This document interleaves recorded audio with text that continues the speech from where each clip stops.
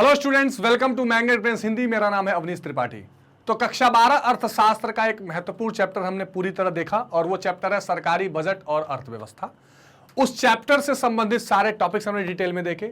आज मैं आपके सामने उपस्थित हूं इस सेशन में उस चैप्टर का एनसीईआरटी सॉल्यूशंस लेके, खास करके जो थ्योरेटिकल क्वेश्चंस हैं उसके सारे सॉल्यूशंस आज हम देखेंगे और समझेंगे कि उन क्वेश्चंस के क्या मॉडल आंसर्स हो सकते हैं और आपकी परीक्षा के दृष्टिकोण से वो क्वेश्चन बहुत बेहतरीन और बहुत ही महत्वपूर्ण साबित होंगे।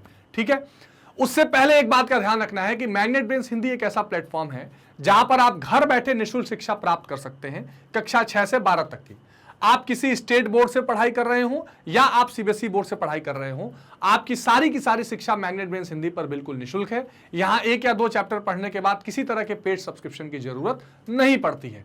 तो आइए इसी क्रम में स्टार्ट करते हैं आज का ये इंपॉर्टेंट सेशन और देखते हैं एनसीईआरटी के कुछ महत्वपूर्ण क्वेश्चंस और उसके सॉल्यूशंस भी। पहला क्वेश्चन एनसीईआरटी कह रहा है कि सार्वजनिक वस्तु सरकार के द्वारा ही प्रदान की जानी चाहिए, क्यों? व्याख्या कीजिए। देखिए, सार्वजनिक वस्तु का मतलब क्या है? Public goods. जैसे आप ट्रेन में जाते हैं तो लिखा होता है कि ये रेलवे आपकी संपत्ति है, तो इसलिए वो क्या होता है? पब्लिक गुड्स होता है। इसके अलावा भी और सारे पब्लिक गुड्स हैं जो आपकी डेली बेसिस की चीजें हैं, वो सरकार को ही क्यों देनी चाहिए? देखते हैं कि आंसर के माध्यम से, फिर इसको समझेंगे भी। सार्वजनिक वस्तुएं ऐसी वस्तुओं को कहा जाता है जिनकी कीमत का निर्धारण बाजार कीमत तंत्र द्वारा नहीं हो सकता। जैसे आप राशन की दुकान पे जाते हैं, जो सरकारी राशन है, तो आपको 2 रुपए केजी अगर गेहूं मिल जाए, बीच में तो फ्री में मिल रहा है कोविड में, तो अब ये क्या 2 रुपए केजी बाजार में भी आपको मिलेगा? नहीं।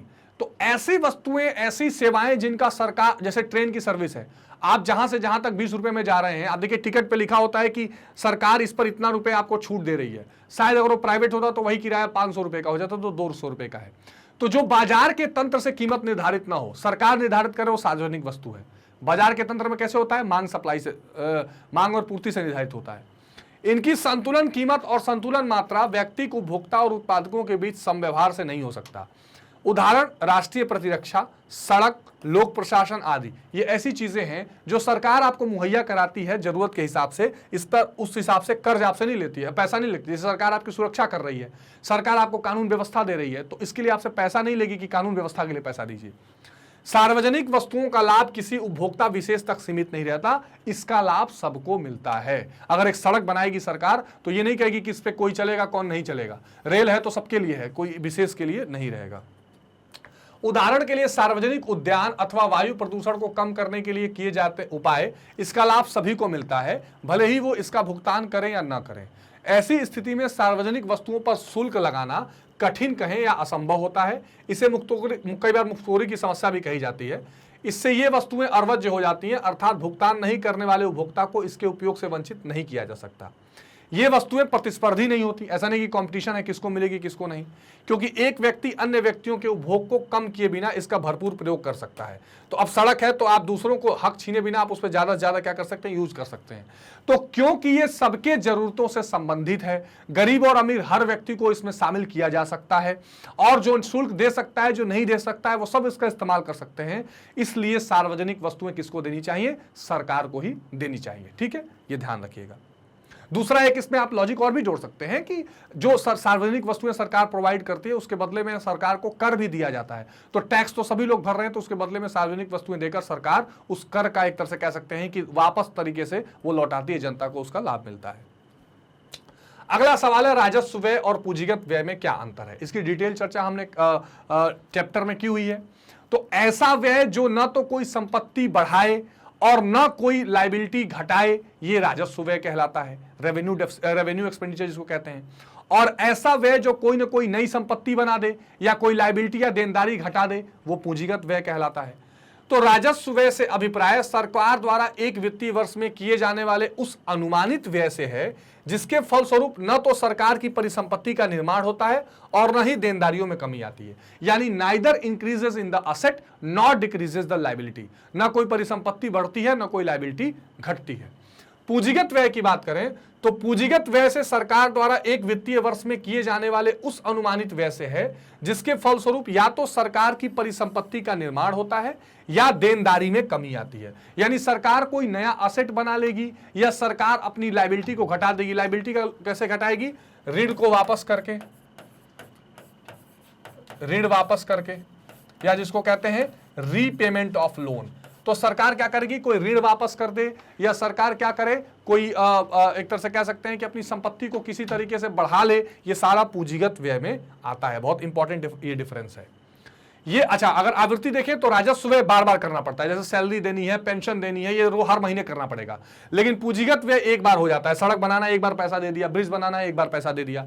उदाहरण, सरकारी कर्मचारियों के वेतन, पेंशन, आर्थिक सहायता यानी सब्सिडी, सामाजिक और आर्थिक सहायता पर किए जाने वाले व्यय, सरकारी ऋणों पर ब्याज की अदायगी। ये इंपॉर्टेंट है, ये वाला पॉइंट बहुत ध्यान से रखिएगा। ये क्वेश्चन इंपॉर्टेंट अलग से पूछ लेता है एग्जामिनेशन में, कि जो आप पेमेंट ऑफ इंटरेस्ट करते हैं लोन पे, वो राजस्व व्यय है या पूंजीगत व्यय है। कई लोग सोचते हैं कि सर ये लायबिलिटी घटाने वाली बात हो जाएगी। नहीं, जब आप पूरा का पूरा ऋण वापस करेंगे तब लायबिलिटी घटती है। जब केवल इंटरेस्ट पे करते हैं तो लायबिलिटी कहीं नहीं घटती है, वो राजस्व व्यय कहती है। इसको अंग्रेजी में क्या कहते हैं, रेवेन्यू एक्सपेंडिचर, रेवेन्यू एक्सपेंडिचर, और इसको क्या कहते हैं, कैपिटल एक्सपेंडिचर,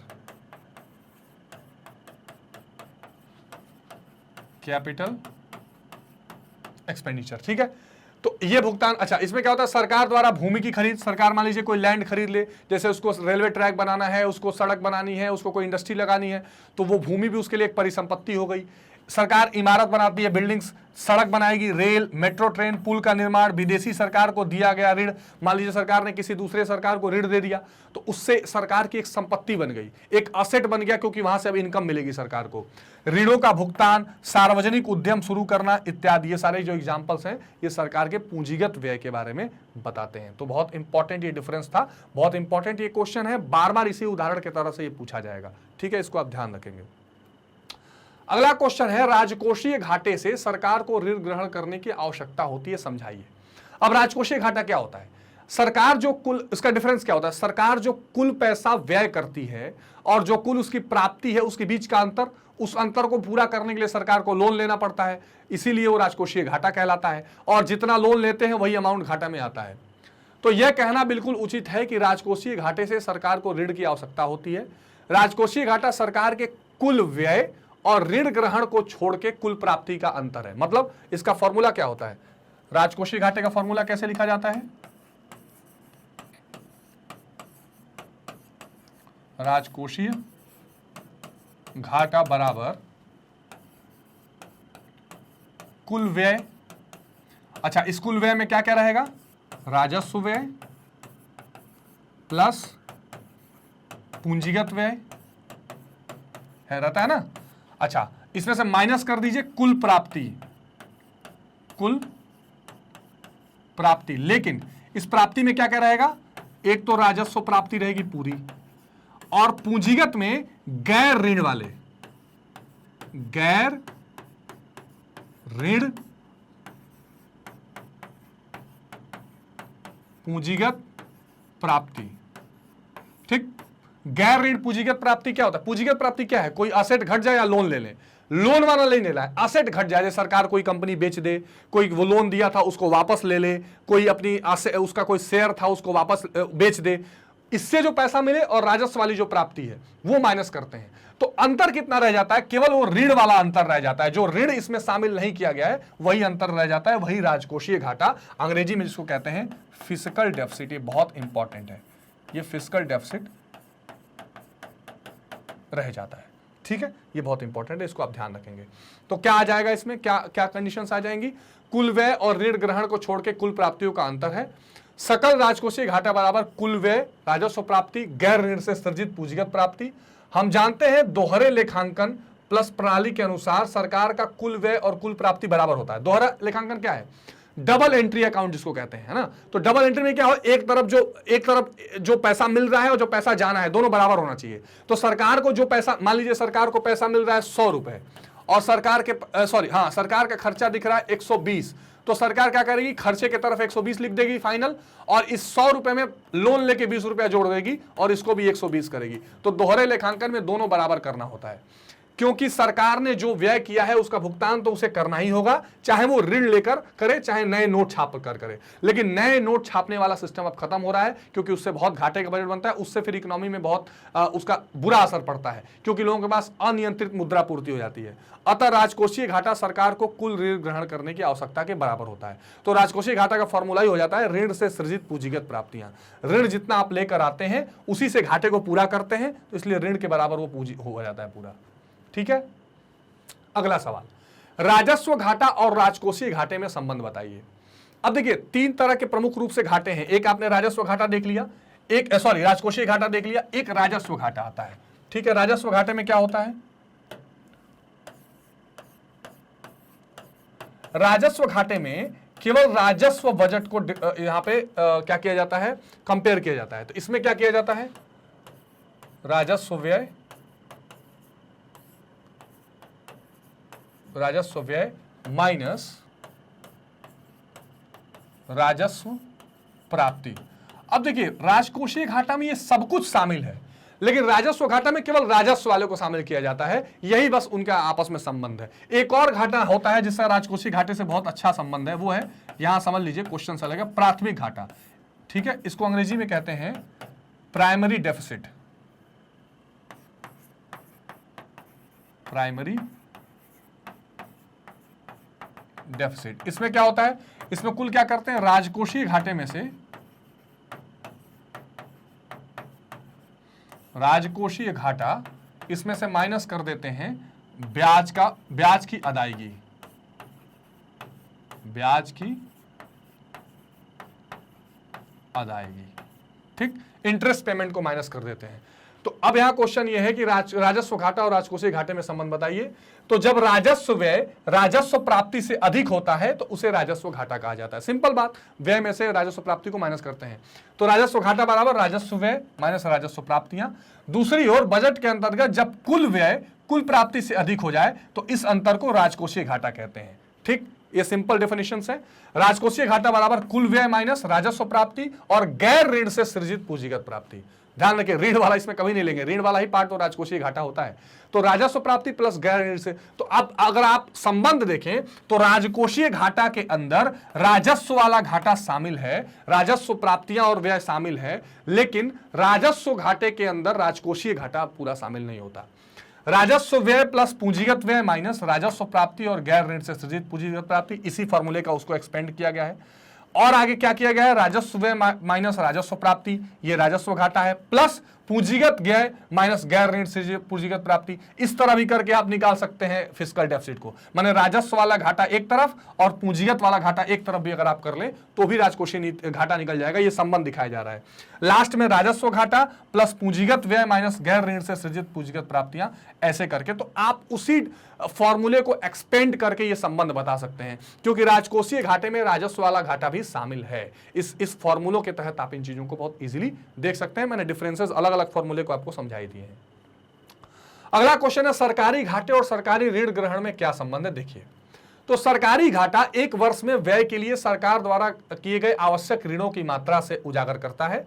सरकार द्वारा अधिक ऋण लेने का अर्थ है भावी पीढ़ी के उपकरण और ब्याज का पुनर्भुगतान करने का भार अधिक होता है। प्रति वर्ष जब ये ऋण भार अधिक होते हैं तो भावी पीढ़ियों के लिए उपलब्ध साधन कम हो जाते हैं। यह निश्चित रूप से वृद्धि की प्रक्रिया में एक प्रतिबंधक के रूप में काम करेगी जब सरकार गैर उत्पादकीय उद्देश्य के लिए ऋण लेती है।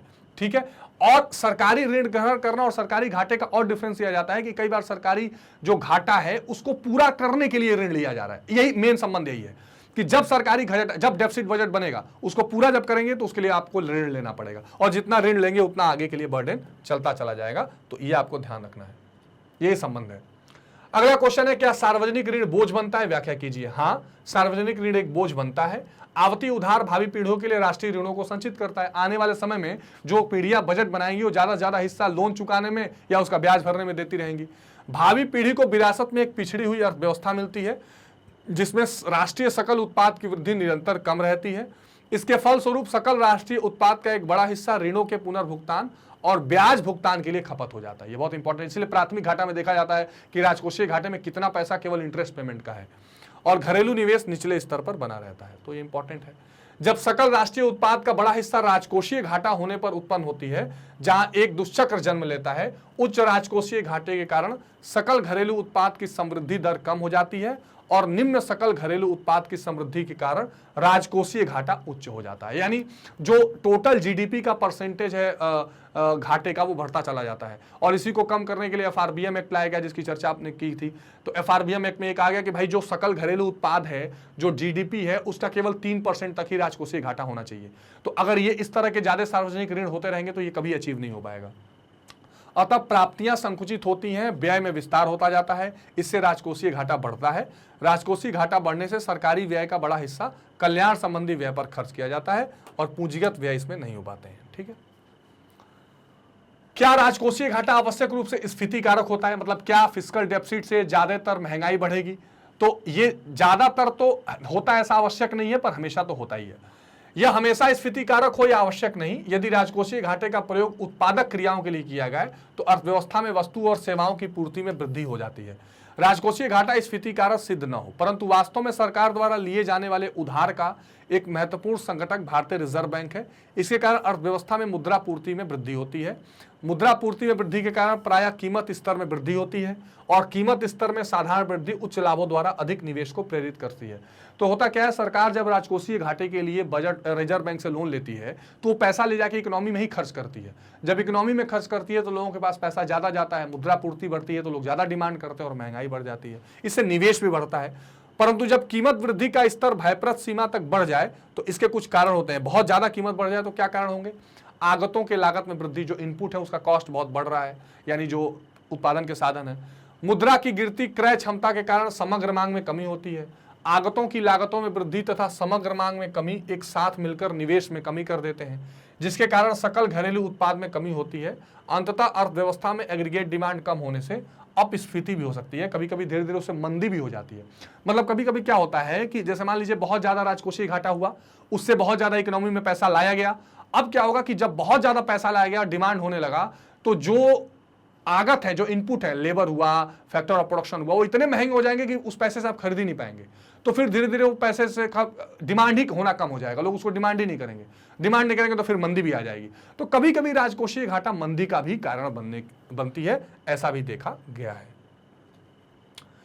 घाटे में कटौती के विषय में विमर्श कीजिए। घाटे में जो कटौती है वो कैसे किया जा सकता है? तो एक, करों में वृद्धि। देखिए हमने जब राजकोषीय नीति पढ़ी थी तो उसमें दो देखा था। एक पढ़ा था विस्तारवादी, ठीक, और एक पढ़ा था संकुचित। ठीक है, एक विस्तारवादी, एक संकुचित। विस्तारवादी का लक्ष्य यह रहता था कि ज्यादा से ज्यादा मुद्रा पूर्ति अर्थव्यवस्था में होनी चाहिए, ज्यादा से ज्यादा पैसा अर्थव्यवस्था में आना चाहिए। तो उस स्थिति में तो टैक्सेस वगैरह बढ़ाए जाएंगे, घटाए जाएंगे और बहुत सारा खर्चा किया जाएगा, तो घाटे का बजट बनेगा। लेकिन संकुचित में क्या करना है, जब घाटा बढ़े तो अब पैसे का खर्चा रोकना है, तो क्या कर सकते हैं? करों में वृद्धि करिए, टैक्स का रेट बढ़ा दीजिए ताकि लोग पैसा ज्यादा आए। भारत में सरकार कर राजस्व में वृद्धि करने के लिए प्रत्यक्ष करों पर ज्यादा भरोसा करती है। इसका कारण है कि अप्रत्यक्ष कर अपनी प्रकृति में प्रतिगामी होता है। ठीक है, इसका प्रभाव सभी आय समूह पर होता है। देखिए ये बहुत इंपॉर्टेंट है। हमारे यहाँ प्रोग्रेसिव टैक्सेशन है कि जो ज्यादा कमा रहा है उससे टैक्स लीजिए और प्रतिगामी जो कम कमा रहा है उससे कम लीजिए।